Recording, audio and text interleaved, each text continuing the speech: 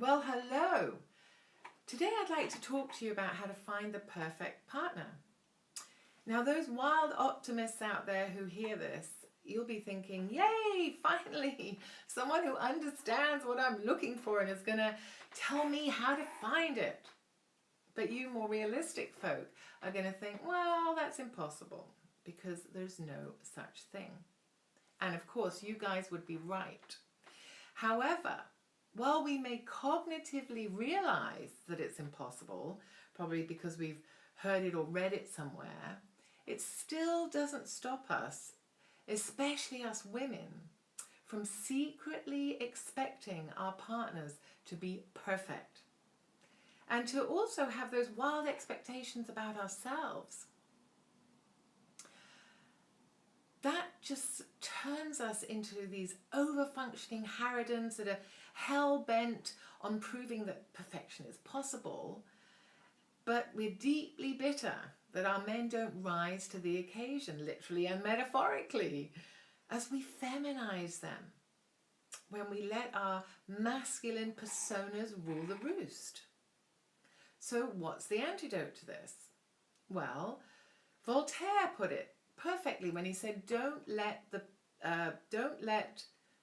perfect be the enemy of the good. A much more realistic way to make a relationship thrive is to recognize that we are all deeply flawed, all of us, and that is because we are wounded. That way, when we find the hopefully good enough man, we can begin the process to minimize the blame and maximize the empathy and kindness, and to patiently teach our partners how to love us. But the important thing is that we recognize that we need a whole new way of loving, and that it's going to probably be the most challenging endeavor that any of us are ever going to undertake. So, I mean, I think for some of us, making our relationships work probably seems like akin to curing world hunger or reversing climate change. But I would encourage you to believe that it's actually much easier than that. That it's a process that requires mindfulness, trial and error, and lots of patience. Think about it. You wouldn't just sit down at a piano and expect to play the Moonlight Sonata perfectly the first time, would you? But so many of the women that I work with expect perfection on their first dates. So, developing a happy and supportive long-term relationship requires a great communication and a recognition of each other's imperfections, as well as an ability to invite your partner to grow themselves by gently and vulnerably showing them the effects of their ungrown behavior. And you need to do this while you're focusing enough on their strengths, so that you can maintain that level of high regard for each other that's really going to be the greatest catalyst to change. Unfortunately, several things get in the way. First is our inability to fight properly.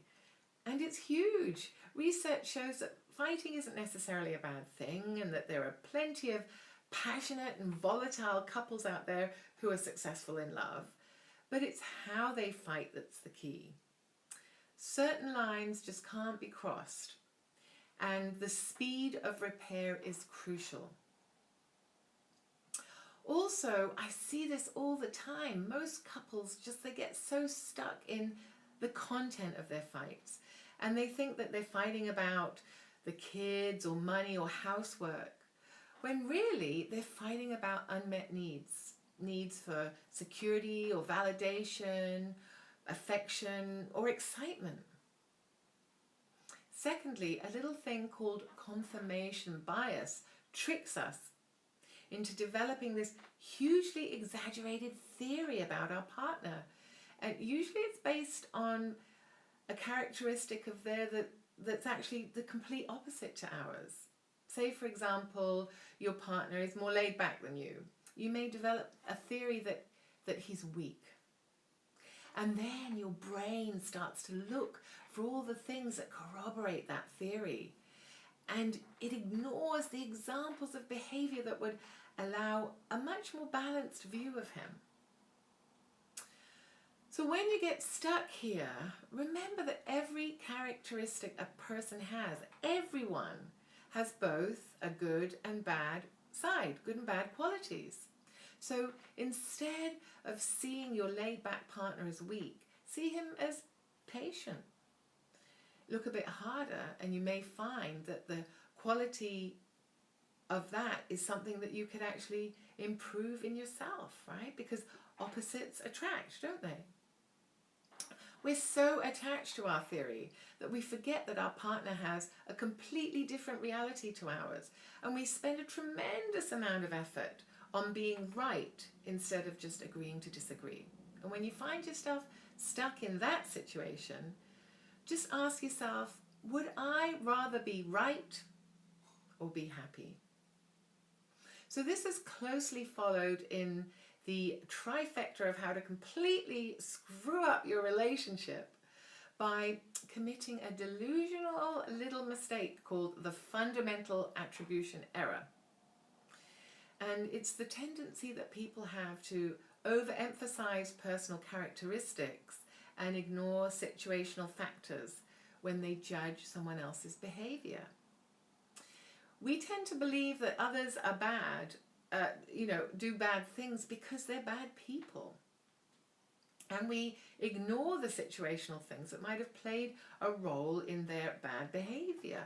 For example, when you're driving and someone cuts you off, you immediately think, you selfish sod, instead of maybe, wow, that poor guy must really be late for something, or how stressed he must be. Yet when we cut someone off, we believe that we had to do it, or we would be late for that meeting. And we choose to focus on the situation we were in rather than what that behavior says about our own character. So we completely twist it around. So my advice is, when you find yourself blaming someone else, think of your finger pointing at the other person and those 3 fingers pointing back at us, to remind us that we are far from perfect either. You know, as if that's not bad enough, we also tend to take it up a notch by doing something that I call prescribing intent. And it goes something like this. You forgot Mother's Day. Obviously you don't love me. Often this is more about that person either being mindless or not really realizing the importance of it for you. And they get really hurt, understandably, or defensive when they're being accused of not loving you. Try and separate the behavior from the intention. And instead of reacting to what you think is their ill intent, gently explain the effects of their behavior on you. Anyway, I hope you found these tips helpful, and I will be here live on Thursdays at noon UK time.